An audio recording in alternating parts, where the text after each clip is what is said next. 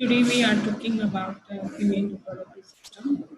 First, we will see that there are some external features and some internal features, and some accessory organ that is the breast.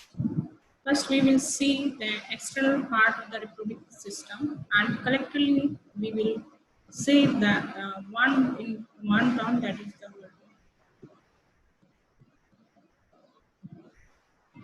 To female reproductive system को हम three parts में divide कर सकते हैं।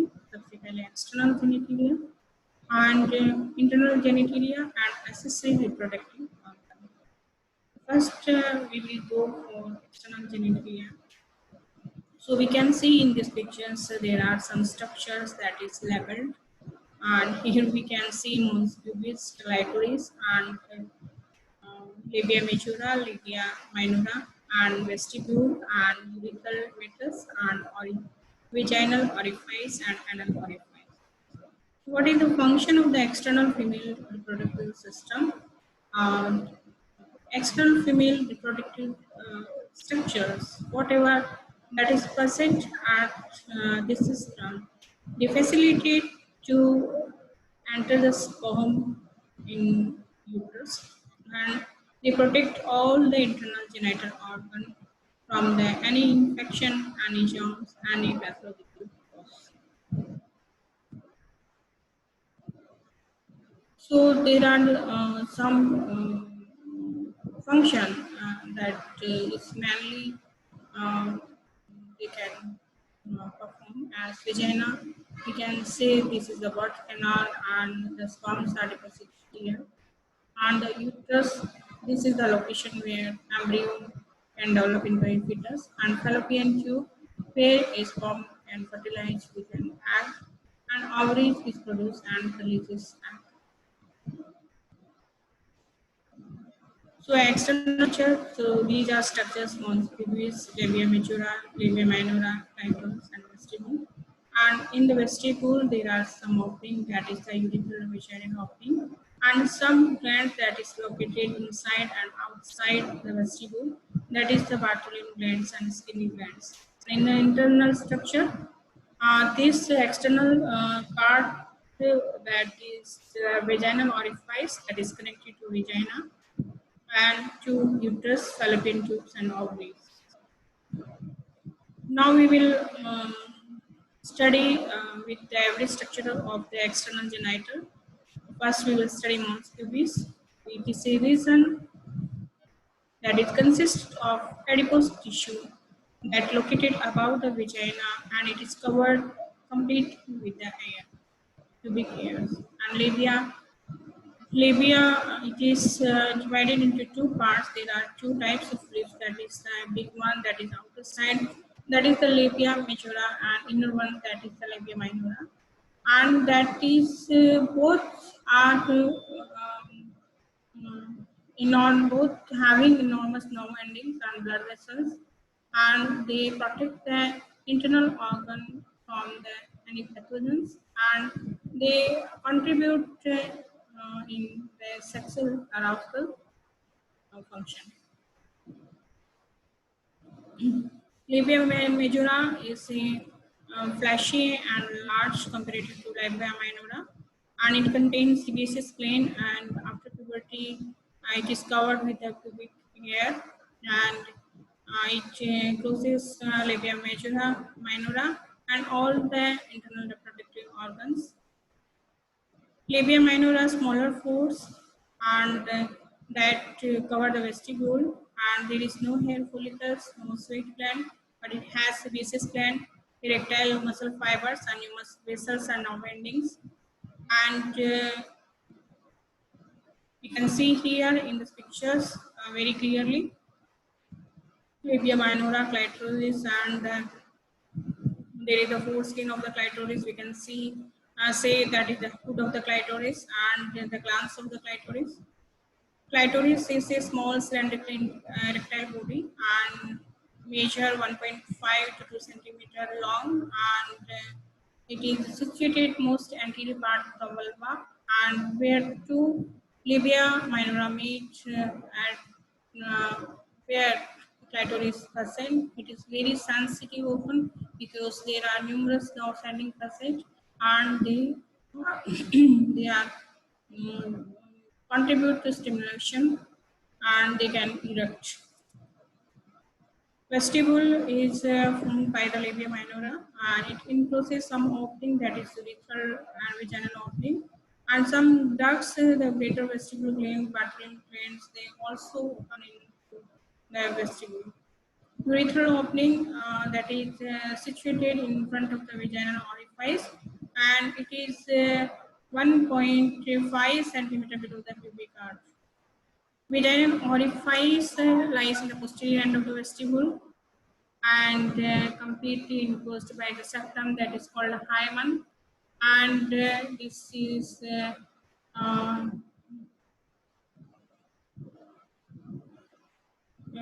this is the last strand of the vaginal canal. Some glands that is situated in the vulvar area, that is the Bartholin glands. There are one pair of Bartholin glands situated at either side of the vestibular valve, and they excrete the alkaline mucus, and which helps in lubrication. Skinny gland, they are also derivative gland. They also secrete some mucus that always lubricated the area. Arteries and veins, it is supplied by the internal pudendal artery and some branches of femoral artery, and they drain into the internal pudendal vein and vaginal venous plexus and long venous vein. Now supply the anterior superior part and posterior superior inferior part. They are supplied by the cutaneous branch from ilioinguinal nerve and genital branch from genitofemoral nerve. And posterior inferior part is supplied by the pudendal branch from posterior cutaneous nerve. And that is between two groups, the vulva is supplied by the pudendal nerve. Lymphatic, all the lymph drainage from the superficial inguinal lymph nodes.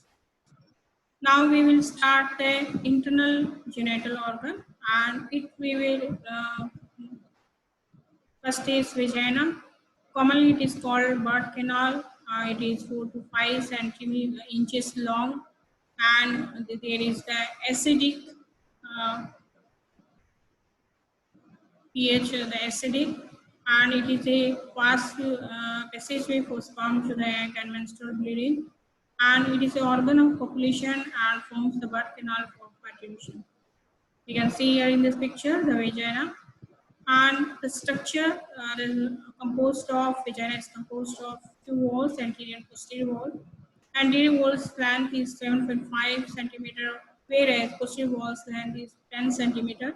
Both are normally correct in copulation time and delivery time, fertilization time. The vagina is opened. Pinkish in appearance inside, and it connects the external genital organ to the uterus. Fornix of the vagina, some part of the uterus that is called cervix that is hanging in the vagina. So the very uppermost portion of the vagina, there is some spaces we call that is the fornix, and this space is situated anterior and posterior and both lateral sides. So we can say anterior fornix and posterior fornix and lateral fornix. Posterior fornix is very deep. Relation of the vagina anteriorly, it is related to bladder, posteriorly to the rectum and perineal body, and laterally the pelvic fascia and ureter, and superior to the vagina there is uterus, and inferior to the vagina there is external genitalia. Blood supply, we can see here all the branches, the internal iliac artery, they are supplied by the uterine artery, some branches of the uterine artery, and it also drain into internal iliac vein, internal pudendal vein. And same here, the lymphatic drainage, internal iliac group and superficial inguinal lymph node, they drainage to these lymph node groups. Nerve supply, this is also supplied by the pudendal nerve. Now we are here the uterus. Girls are born with billions eggs, but only 400 released during the all reproductive time, and no new egg developed after birth. So it means the all those cells of the ovarian that is producing to the egg in future, they are already at the present of the birth, no new cell formed. We can see here in this picture the size of the uterus and the shape of the uterus. Structure is a thick walled muscular pear-shaped organ, and it is situated in middle of the pelvis and behind the bladder, in front of the rectum, and it consists of the cervix and the main body. We can see here that the end point of the cervix, and we can see here the hole that is called external os.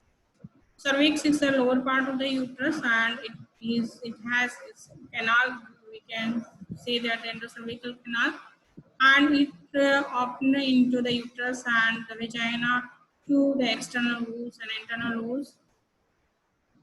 Through this canal, the menstrual blood exits from the uterus, and sperm can enter into the uterus. Cervical canal usually narrow, but during labor, the hormonal influences the canal widens to let the baby grow.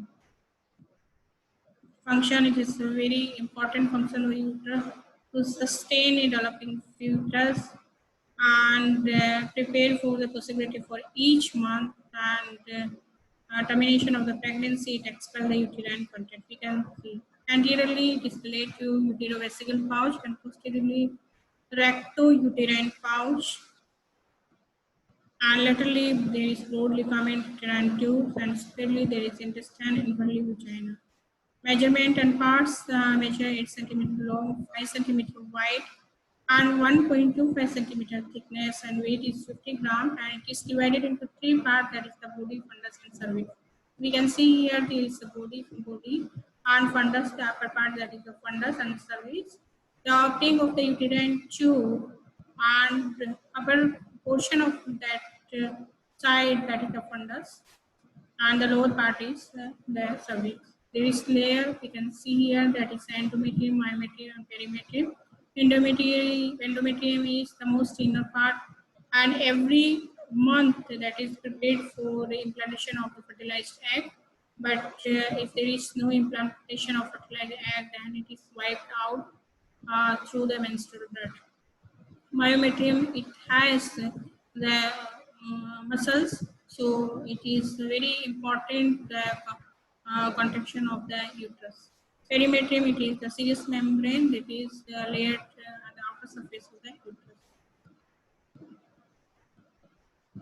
So we can see here in this picture there is some ligament.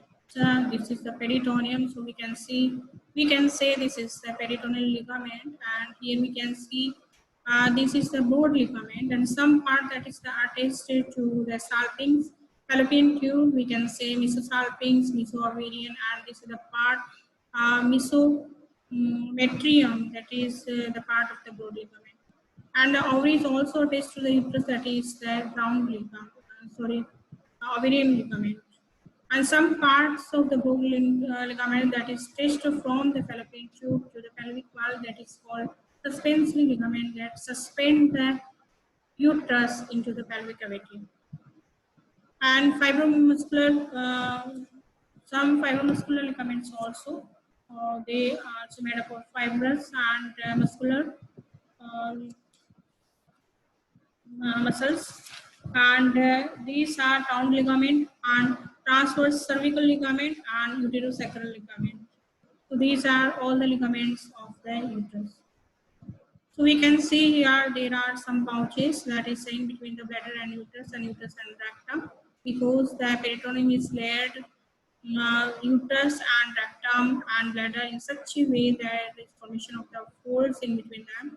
So in between the fold, the bladder and uterus, we can say that is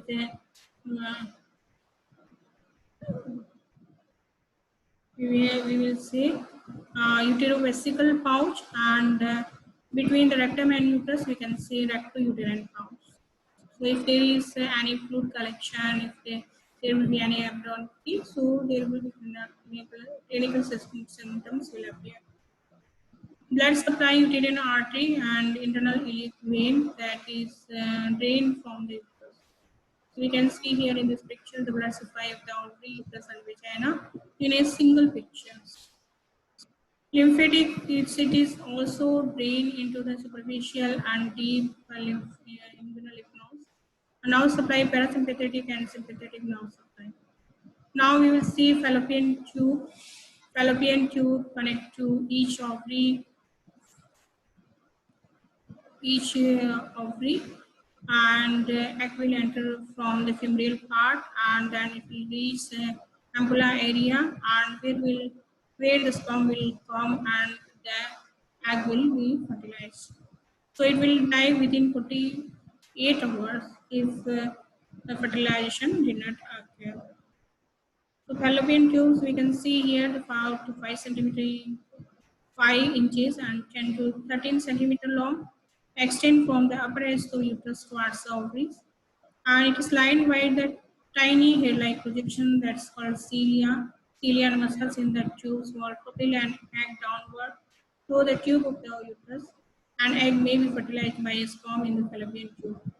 Relation anterior and posterior and superior the peritoneal cavity and intestine, laterally the pelvis, inferior ligament and medial uterus. Parts there is the intestinal portion, external supply and fundibular intramural part. We can see here this. Blood supply uterine ovary and drain into the ovarian vein, lymphatic, para-aortic nodes and uterine and ovarian nodes. Ovaries are small pearl colored long and size of the walnut and it is attached to the ligament that is the ovarian ligament and it produces some hormones that is called the estrogen and progesterone hormones, some androgens that is testosterone and there is follicles and that produce ovum and each follicle contain one oocyte. So we can see here in this picture so there are different stages of oocytes. Anterior to the ovaries are broad ligament, posterior there are intestine, laterally infundibulopelvic ligament and superior to the ovary uterine tube and inferior to the ovarian ligament. This is made of the medulla and cortex and medulla is supporting framework and made of fibrous tissue as ovarian blood vessels, lymphatic and non-fibrous fluid. So medulla is the that part there is fiber tissue, blood vessels, all the lymph nodes and nodes. In cortex, it is the functioning part of the ovum because there is the ovarian follicles in different stages. So there is ovum production. So this is the functional part. Ovarian abdominal aorta, ovary is supplied by and drain into the ovarian vein.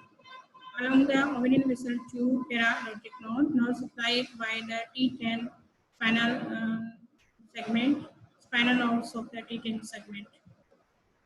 Ovulation, one major arm from the ovaries fallopian tube that is released every month and there is a about 3 lakh immature in ovaries at the birth. The hormones from pituitary cause ovaries to begin producing female sex hormone because female that is the FSH and LH and the influence of the FSH and LH there is follicle stimulating hormone, the follicle is started and there is production of the estrogen and progesterone. One sperm will enter ovum and that is menstrual. Menstrual period, muscle of the uterus contract, lining breaks, and we can see that time is the cramps. And this lining passes through the cervix into the vagina after the vaginal opening. Each month, uterus prepare for possible pregnancy. If there is no pregnancy, all the internal line is breakup and it is flushed out as a menstrual blood from the uterus. And hormonal is responsible for the thickening of the endometrium.